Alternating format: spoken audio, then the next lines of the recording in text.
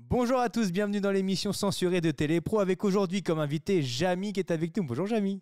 Bonjour David. Enchanté de Bonjour vous à voir tous. Jamy, vraiment un grand plaisir. On va parler ensemble du monde de Jamy. C'est le lundi 19 mai à 21h05 sur France 5. On en parlera dans la question promo. Il y aura la question du patron, un questionnaire à choix et on terminera par un coup de pression. Ok? Ok, Devant moi, il y a un buzzer. Ce buzzer sert à passer une question. Si une question ne vous plaît pas, vous n'avez pas envie d'y répondre, vous avez le droit à un buzz gratuit pendant l'interview. Mais si vous utilisez le buzzer, vous allez devoir tirer une carte au hasard. Et là, c'est des actions positives ou des actions négatives. C'est bon pour les règles du jeu? on va essayer. De toute façon, si je ne m'en souviens pas, vous me les Mais rappellerez. bien sûr, je suis là pour ça. Allez, on y va. Voici la question promo.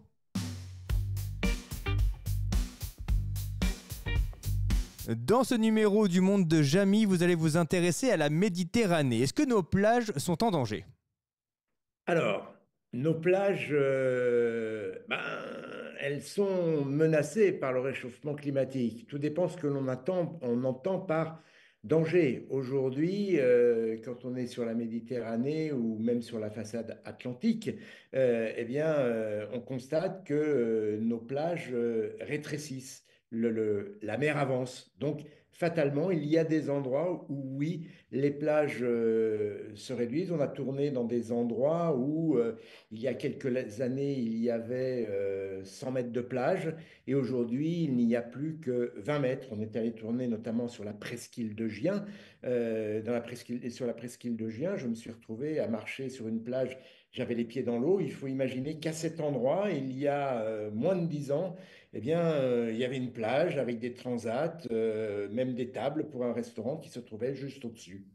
Est-ce que vous pensez que la situation peut encore s'inverser? Est-ce qu'on est parti dans un système où, en final, on est plus vers un système de destruction de nos littoraux? Ou est-ce que vous pensez vraiment qu'aujourd'hui, l'être humain peut encore changer la face? Alors, parler de destruction, c'est un peu exagéré parce que, en fait, la nature, là, ne fait que reprendre ses droits. En fait, à quoi on assiste? On assiste déjà à une montée des eaux qui est tout à fait logique suite au réchauffement progressif de la planète.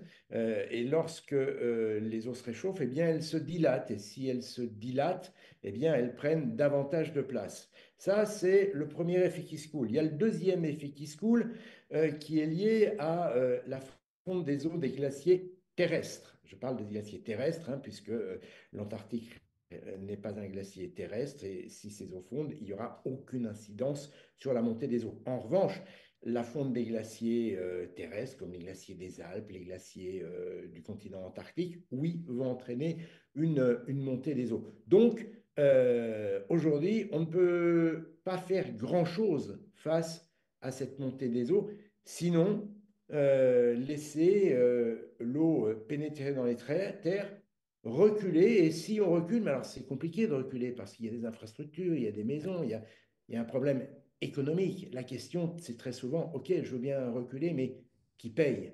C'est ça.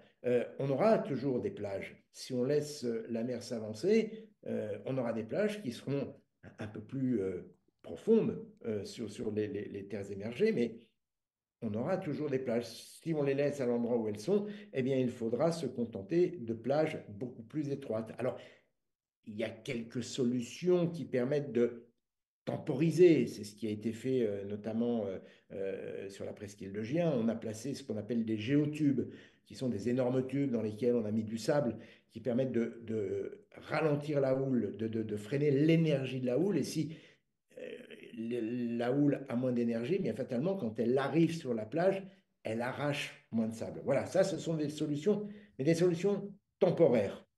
Jamy, quel est le message que vous voulez qu'on retire de ce monde de Jamy sur la Méditerranée? Est-ce qu'il y a, si pour vous, après avoir regardé cet épisode, on doit se dire quoi? Quelle est la chose la plus importante? Alors, moi, je n'ai pas de message Ok, global à faire passer. Il ne faut jamais inverser les rôles, hein. Je ne suis pas militant. Moi, je suis là pour montrer, donner expliquez, des clés pour qu'on bien comprenne. sûr. À partir de ces clés, à partir de ces clés de compréhension, eh bien, chacun peut émettre un avis, avoir des gestes, un comportement qui sera peut-être plus en adéquation avec l'environnement tel qu'il est aujourd'hui.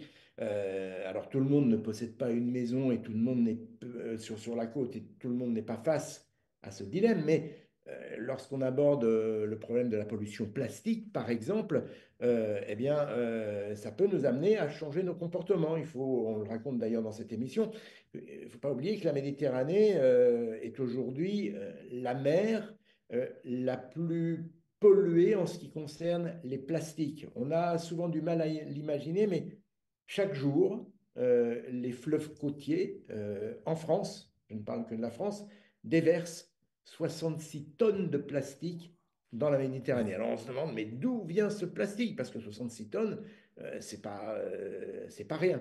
Ben, ce sont des petits morceaux de plastique qui vont traîner sur les trottoirs, vont s'échapper des poubelles, mais pas forcément sur la côte, bien en amont, au niveau des ruisseaux, des cours d'eau, des fleuves. Voilà, tous ces plastiques sont transportés dans tout cet enchaînement de cours d'eau et finissent leur course dans les océans.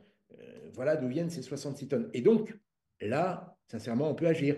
Il faut savoir, par exemple, qu'un mégot de cigarette pollue 500 litres Ouais. d'eau. Donc, jeter son mégot de cigarette dans la rue, bon, ben, on se dit, c'est pas grand-chose. C'est vrai que ça ne se voit pas. Sauf que ce mégot, à coup sûr, il va atterrir dans les égouts et il va finir sa course dans la mer, Méditerranée, l'océan Atlantique, tout dépend où on est. Donc voilà des petits gestes que l'on peut, que l'on peut pratiquer. Et on trouve d'autres explications dans cet épisode du monde de Jamie. C'est aussi ça qui est bien. Certes, on voit aussi des paysages. Vous êtes en extérieur et vous tournez en extérieur. Ça permet aussi de mieux comprendre les choses. Et c'est aussi certainement là le but de cette émission. Voici maintenant la question Absolument. du patron.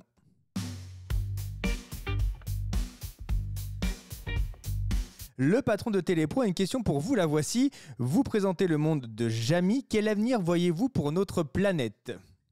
Ouf. C'est une question qui est très compliquée. Quel avenir je vois? Moi, c'est difficile parce que quelque part, on me demande si je suis optimiste ou si je suis pessimiste. En fait, je suis ni l'un ni l'autre. Si j'étais optimiste, eh ben, ça voudrait dire que peut-être je me voile trop la face par rapport à ce qui se passe aujourd'hui. Puis si j'étais pessimiste, ben, ça voudrait dire que je baisse les bras et je ne fais plus rien. Non, j'essaie de voir les choses qui vont un peu mieux. J'essaie de mettre l'accent sur des mesures qui sont prises pour améliorer les choses et de les mettre en valeur pour, pour inciter à ce qu'on le fasse davantage. Par exemple, aujourd'hui, en ce qui concerne les eaux, les eaux qui sont protégées, il me semble que c'est de l'ordre de 0,1% des eaux territoriales. Il en faudrait 100 fois plus. Il faudrait qu'on arrive à 10%. Alors, il y a 0,1% qui sont protégés. On voit que sur ces 0,1%, ça marche bien. On voit que sur ces 0,1%, eh bien, on a pu reconstituer des populations de poissons, d'animaux marins, de faune marine qui avaient quasiment disparu. Eh bien, dans la mesure où ça marche pour 0,1%, il y a des endroits où, par exemple, le mérou avait totalement disparu, il ne restait que quelques individus. Aujourd'hui, on les compte par centaines. Dans la mesure où ça fonctionne sur ces 0,1%, eh bien, on se dit, allons-y, étendons ces mesures. Voilà plutôt ce sur quoi moi je m'appuie. Très sincèrement, je ne suis pas là pour dire, pour véhiculer un message personnel sur la manière dont je vois l'avenir de notre planète. Oui, mais vous êtes là aussi pour. Vous avez quand même fait C'est pas sorcier pendant des années. Là, le monde de Jamie aussi, qui est une émission qui date également d'il y a quelques années. Donc vous avez dû voir cette évolution quand même. Là, en plus sur le terrain avec le monde de Jamie. Alors c'est pas sorcier, c'était pas sur le terrain. On va y revenir. C'était en studio pour vous en tout cas, vous concernant. Mais quand on est sur le terrain, on voit quand même les choses évoluer au fur et à mesure des années. Absolument, mais encore une fois, si je vous disais, Oui, oui, c'est une j'ai compris le principe, hein, vous voulez pas me donner un avis. En fait, je ne vais pas recommencer. En fait, ce que je peux dire, c'est si les choses ne changent pas, là, on est mal. Ok, Et si les choses évoluent dans le bon sens, si on suit des exemples tels que ceux que bien sûr. je vous ai cités, et là, on ira vers le mieux. Ok. Voilà. Et je suis plutôt dans ce move-là. Jamy, voici maintenant le questionnaire à choix. Je vais vous donner des noms ou des mots, vous allez me dire ce que ça évoque pour vous. Si je vous dis c'est pas sorcier. Rien du tout. Ah, mais ça m'évoque plein de choses. Ça m'évoque un énorme camion, d'abord, puis ça m'évoque 19 belles années de ma vie. Voilà. Plein de découvertes, plein de compréhension, une grande ouverture, parce que souvent, je croise des personnes dans la rue qui me disent ah, j'ai appris beaucoup de choses avec C'est pas sorcier, vous avez fait ma jeunesse, vous avez fait ma culture. Je leur réponds ce que je vais vous dire. Moi aussi, j'ai énormément appris avec C'est pas sorcier. Donc, et j'ai aimé échanger tout ce que j'ai appris. Mais c'est vrai que je sais pas si vous avez conscience de cette puissance qu'avaient ces pas sorciers à l'époque sur une génération, la mienne. Hein. Moi, j'ai été effectivement un peu biberonné par ces pas sorciers, par vous, même dans les écoles. Je me souviens, moi, à l'école, d'avoir regardé, les profs mettaient ces pas sorciers sur quelques épisodes qui les concernaient pour mieux l'expliquer. Est-ce que vous vous rendez compte de quelle puissance vous avez eu à cette époque-là et que la télévision permet effectivement et peut-être un peu plus par le passé, parce que c'est vrai qu'aujourd'hui avec les plateformes c'est peut-être un peu dilué, mais la puissance de C'est pas sorcier pour les enfants qui sont nés dans les années 80-90, c'était incroyable quoi. Alors, non, sincèrement, je m'en rends pas compte et je suis très, très heureux de ne pas m'en rendre compte. Voilà. Ouais. Parce que bah, je garde une certaine fraîcheur quand on, on, on- on me complimente de cette manière. Je crois que ce qui me fait le plus plaisir, c'est non seulement quand des gens de votre génération me disent ça, mais quand je me retrouve face à des familles composées de plusieurs générations. Il y a parfois les grands-parents, les parents, les enfants, et quand tous me disent ça, bah, j'éprouve pas vraiment une fierté, mais du bonheur parce que je me dis que cette émission, non seulement elle a apporté de la connaissance, mais elle a été aussi fédératrice. Elle a créé, elle était à l'origine de discussions, de questionnements, et ça, c'est réjouissant. Si je vous dis l'entreprise familiale. Ah, l'entreprise familiale, bah, ça me fait penser à Épicurieux. Voilà. Épicurieux que nous avons créé avec Manuela, mon épouse, il y a 5 ans, pendant le confinement. Voilà, c'est parti d'un smartphone et puis de quelques petites vidéos, enfin une vidéo quotidienne pendant tout le premier confinement. Et puis la création d'une chaîne YouTube, et puis la création ensuite d'un espace plus grand, une marque, la marque Épicurieux, avec des programmes qui sont des vidéos qui sont diffusées sur YouTube, sur Instagram, TikTok, Facebook, et une communauté aujourd'hui qui regroupe bah, pas loin de 9 millions de personnes. Oui, c'est ça qui est incroyable également. C'est vrai que vous êtes une star de la télévision, mais maintenant les réseaux sociaux ont pris une telle place que vous êtes aussi une star maintenant des réseaux sociaux. C'est vrai que les gens, il y a quand même un côté un peu iconique comme ça. Quand on parle de vous, il y a une sorte. Vous avez réussi à créer ce pouvoir un peu quand même de se dire que les gens sont tellement attachés à vous, ils vous suivent absolument partout et de vous retrouver dans les différents formats. Et vous avez eu l'intelligence de vous adapter aux différents formats qui sont très différents. Au final, de la TikTok et la télévision, il y a quand même un monde d'écart dans comment on l'explique. Et on l'explique en une demi-heure en télévision, ou on doit l'expliquer en 1 minute 30 sur TikTok. Oui, oui. Alors, en fait, je ne sais pas si c'est de l'intelligence, c'est une faculté d'adaptation et puis une envie aussi Ouais. de toujours découvrir quelque chose. Parce que les réseaux, pour moi, hein, pour Manuela, ça a d'abord été une grande découverte. C'est-à-dire que pendant 30 ans, j'ai fait de la télévision et puis d'un seul coup, on se retrouve avec un nouveau support.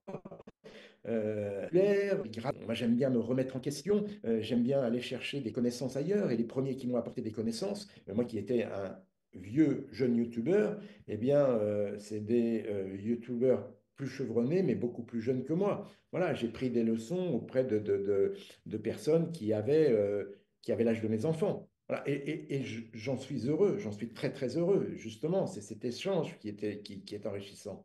Quand je vous ai parlé de l'entreprise familiale, vous avez pensé à votre entreprise familiale à vous, mais vous n'avez pas pensé à celle de votre papa. Alors si, quand vous m'avez posé la question, je me suis dit, mais euh, voilà, de quoi on parle? Et puis j'ai parlé de ce qui me touchait, de ce que je vivais le plus. Voilà. Mais il y a effectivement l'entreprise familiale, celle qui a été créée par mon papa, voilà, qui a été ensuite reprise en main par mon frère aîné, développée, etc. Voilà. Et pourquoi vous n'avez pas pensé à faire une carrière avec l'entreprise de votre père? Parce que j'avais envie d'être journaliste. Voilà, j'avais envie d'écrire, j'avais envie de parcourir le monde. Et j'ai eu la chance d'avoir des parents qui m'ont laissé faire ce que j'avais envie de faire. Justement, si je vous dis le prix du jeune reporter.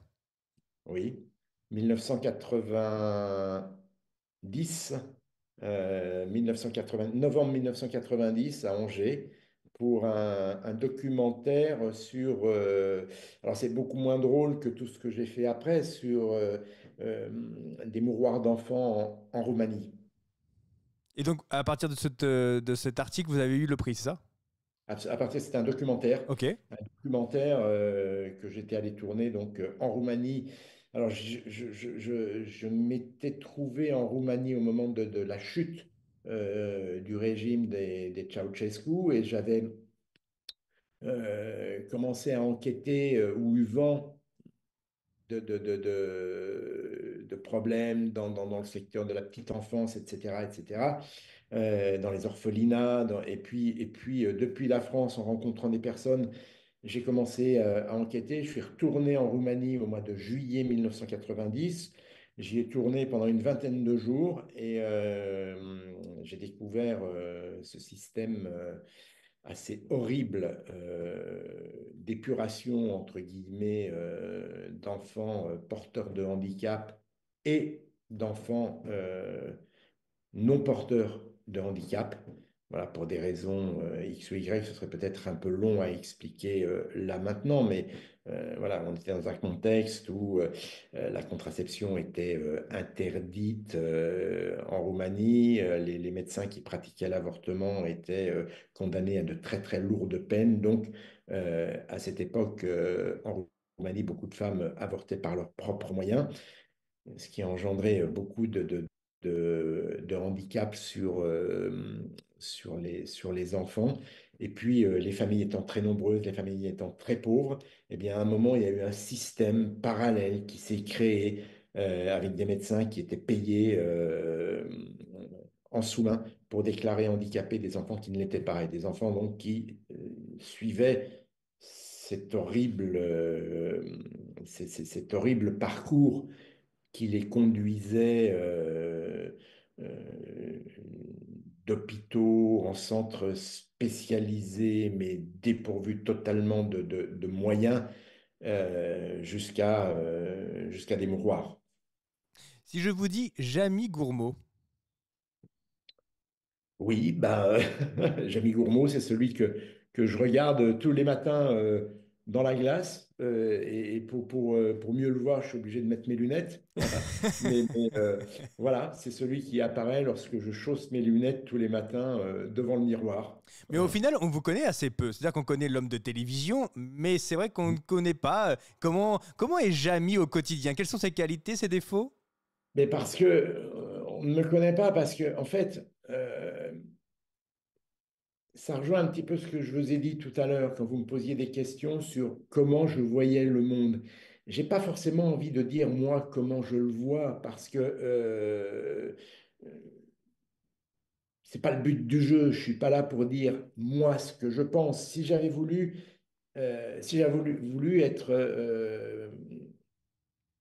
passer mon temps à dire ce que je pense, eh bien j'aurais été éditorialiste ou j'aurais été homme politique. Mais c'est pas le cas. Non, mais Moi, je par suis contre, là. vous pouvez nous dire peut-être qui sont les qualités et les défauts de Jamy, parce que ça c'est pas donner un avis sur quelque Non, non, chose qui non, va bien nous sûr, bien sûr. arriver. Non, mais je vous expliquais pourquoi on sait peu de choses. Voilà, parce que j'ai toujours privilégié le contenu, Je sais voilà, bien. plutôt à ce que je pense. Comment je suis? Ben, je pense que vous me parlez de mes qualités, de mes défauts. Alors, peut-être qu'il faudrait poser la question aux personnes qui sont autour de moi. Je sais que je suis très exigeant, un peu chiant. Les gens qui bossent avec moi souffrent parfois de cette exigence. Mais attention, quand je dis qu'ils souffrent, je n'élève jamais la voix. Je me mets rarement, très rarement en colère contre les personnes. Je veille énormément au langage que j'utilise quand je ne suis pas d'accord ou quand je demande des précisions. Voilà. Mais je suis très exigeant quand je relis quelque chose, qu'il me manque quelque chose, eh bien, je le demande. Voilà. Exigeant, mais je pense aussi constructif parce que quand je ne suis pas d'accord avec quelque chose, je fais toujours une proposition. Je déteste, par exemple, les gens qui disent ça, j'aime pas. Mais qu'est-ce que tu voudrais à la place? Bah, débrouille-toi. Non, ça, je déteste ce comportement-là. C'est comme sur un bateau. C'est sur un bateau, dans un équipage, quand quelqu'un n'est pas d'accord avec quelque chose, il doit faire une proposition. Et moi, j'aime bien ce principe-là. Vous aimez les Donc, débats alors? hmm, Vous aimez les débats? oui, j'aime bien les débats. Je pense que j'aime bien écouter les autres, en fait. Je passe beaucoup de temps à écouter les autres. Même les personnes avec qui... en fait, quand je me trouve face à quelqu'un avec qui je ne suis pas d'accord, euh, j'écoute et j'essaie toujours de trouver euh, ce qui pourrait, comment je pourrais faire coïncider mes idées avec celles qui sont amenées en face. Mais est-ce que vous n'avez pas pensé à animer alors des émissions politiques? Vous qui êtes un homme j'ai l'impression, un homme de débat, un homme de lettres, un homme qui fait attention aux mots qu'il emploie. Je vois bien depuis le Oui. début de l'interview que effectivement vous êtes très précis sur les mots employés. Et je me suis dit, ah, mais face à un politique, ça pourrait être complètement désarmant pour le politique de se retrouver face à vous. Mais c'est trop tard, beaucoup trop tard. J'ai pris une autre voie. Bah, Voilà. il n'est jamais trop tard en France. Jamais trop Il y tard, a je une suis bien élection d'accord. présidentielle dans quelques Oui, mois. dans le monde dans lequel on vit, alors c'est très vrai en France, hein, en Belgique, je ne sais pas si c'est la même chose, mais on catalogue très souvent les gens et on se dit, tiens, celui-ci, il parle de science, donc il ne peut faire que ça. Voilà. On manque de légitimité si on se met à parler d'autre chose. Donc, c'est très souvent comme ça. Le public réagit très, très souvent comme ça. Donc, voilà, je suis un journaliste plutôt scientifique. Oui, Voilà. mais ça veut dire que si on va concrètement face au problème, alors il y a une élection présidentielle dans Oui, 2 ans en France. oui, Si oui, France Télévisions, vous appartenez au groupe France Télévisions, oui, France Télévisions oui, fait énormément de débats politiques pendant oui, cette période. oui, Si France Télévisions oui. vous dit, allez, Jamy, on va te mettre autour de la table et tu vas poser des questions aux politiques, vous dites quoi? Bah, je dis oui si j'ai le temps de préparer. Si on m'annonce ça 8 jours avant le Oui, débat, je dis non. oui. Si on me l'annonce 3 mois avant, je dis oui, parce que je vais préparer. Je déteste ne pas préparer les choses sur lesquelles je travaille. Ça rejoint l'exigence dont je vous parlais tout à l'heure. Voilà. Donc, voilà, si on me le propose, mais ça m'étonnerait, mais pourquoi pas? Voilà. Ok. Jamy, voici maintenant le coup Et de pression. en tout cas, Dites-moi. je ne me battrai pas pour qu'on me le Ça, j'ai propose. bien compris. J'ai d'autres, en fait, j'ai d'autres idées, j'ai envie de davantage écrire, j'ai envie, voilà, plus que d'aller vers ce genre d'exercice. On va en venir au projet dans quelques secondes, dans le coup de pression.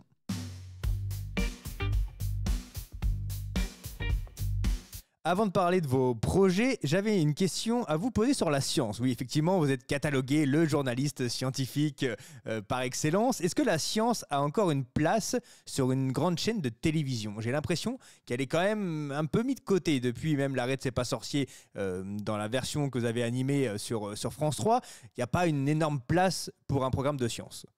Alors, il se trouve que moi, aujourd'hui, je suis sur France 5.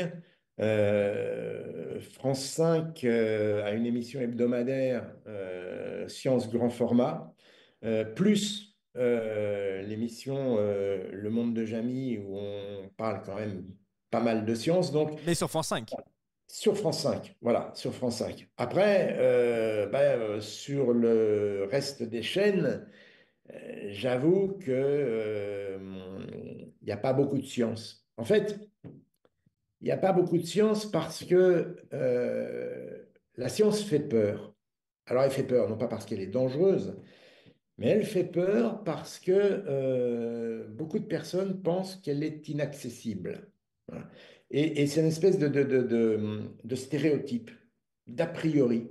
Donc, si elle fait peur, si on craint que les gens ne vont pas y aller, eh ben, on n'y va pas.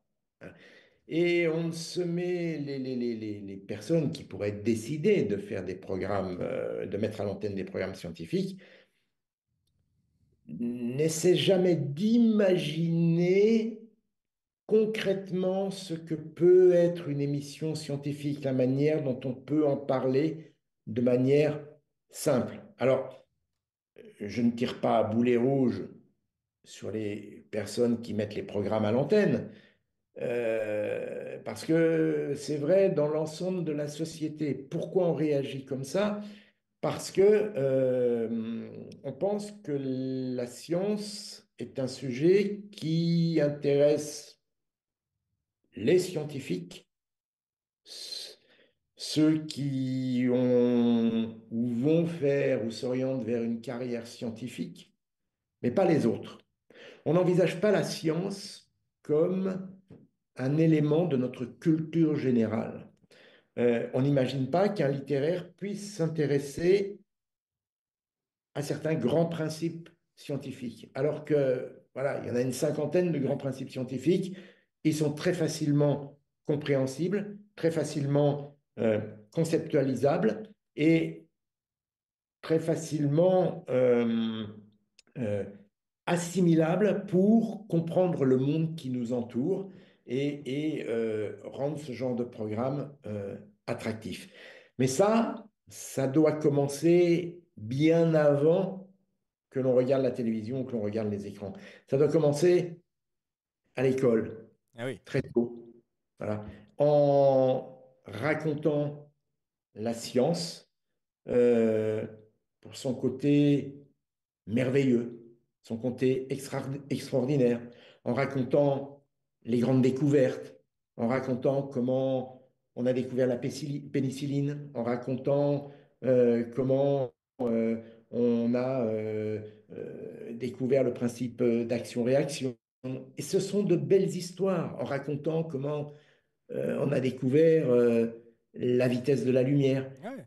Et ce sont des histoires qui se racontent avec des mots, pas avec des formules. Si on commence par faire ça, on va intéresser tout le monde à la science. Et puis, à partir de là, bah, certains iront plus loin, auront envie de faire de la science un métier. Et à partir de ce moment-là, ils conjugueront la science avec des formules et non plus avec des mots. Mais à partir de là, eh bien, ceux qui conjuguent la science avec des formules deviendront intéressants pour ceux qui la conjuguent avec des mots. J'ai vu sur Internet que vos enfants avaient choisi une voie scientifique. Oui. Est-ce que c'est dû au fait que vous ayez animé C'est pas sorcier pendant des années, qui vous ont vu pendant leur tendre enfance animer ce genre de programme, ou alors ça n'a rien à voir et ils ont choisi cette voie parce qu'ils étaient passionnés par la science déjà avant de connaître ça?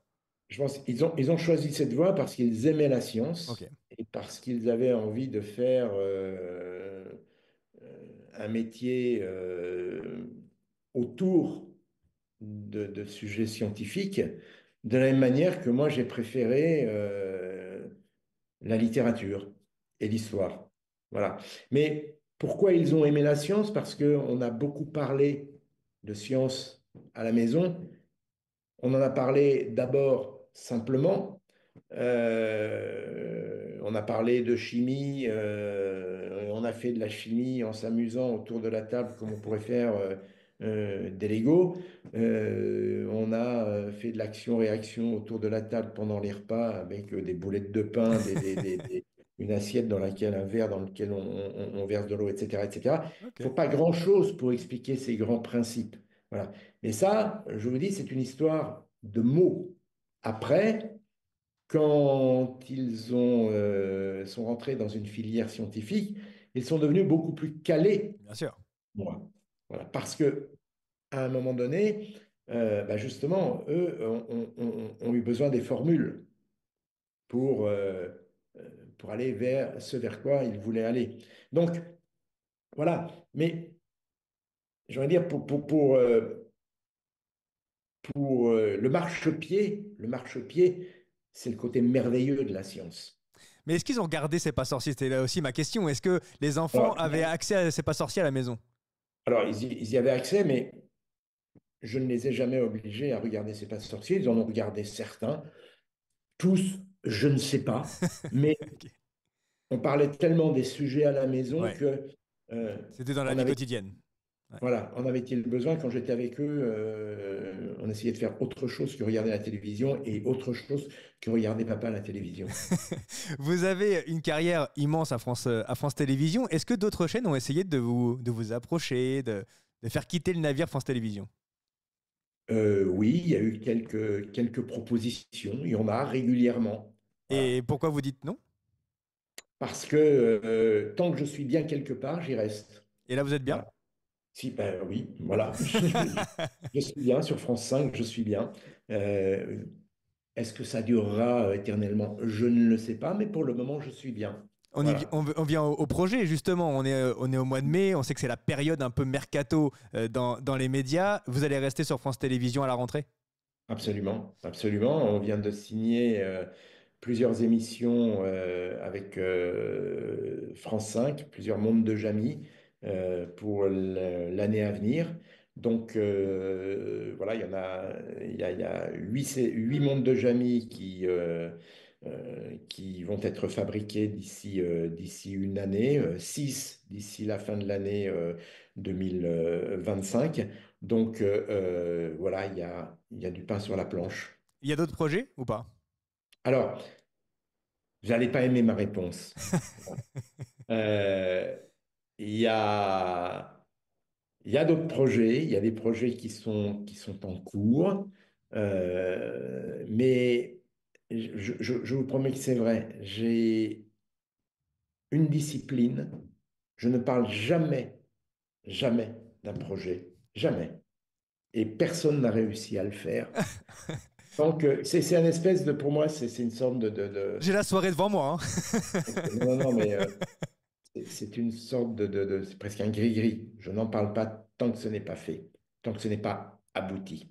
Il y a des choses qui sont en cours. Mais on se reparlera quand vous verrez ces projets se réaliser. J'ai juste une Voilà. question autour de ce projet sans le dévoiler et sans en parler concrètement. Est-ce que dans ce projet pour France Télévisions, un retour en... Vous pourriez dire ces projets, c'est pas pour France Télévisions. Donc vous voyez, Ah, c'est pas pour France Télévisions? non, non, C'est pas pour la non. télévision? Non, voilà. Donc, Ok, et il y a plusieurs projets. Donc, vous voyez, ok. voilà. On se Euh, concerne plus dans quoi? Dans l'écriture, dans le fait de jouer peut-être comédien? Alors, il y a des projets d'écriture, absolument. Alors, il y a des projets pas de comédien, mais des choses qui sont pas loin. Voilà. Et on s'arrêtera là, mon cher David. Allez, c'est déjà bien. En attendant, on vous retrouve le lundi 19 mai à 21h05 sur France 5 pour Le Monde de Jamy. Merci beaucoup, Jamy. Merci. Et j'ai pas utilisé le buzzer en plus. Mais oui, vous auriez pu sur la dernière question quand même. Eh non, non, Merci non. beaucoup, Jamy. Voilà. Merci, merci bien.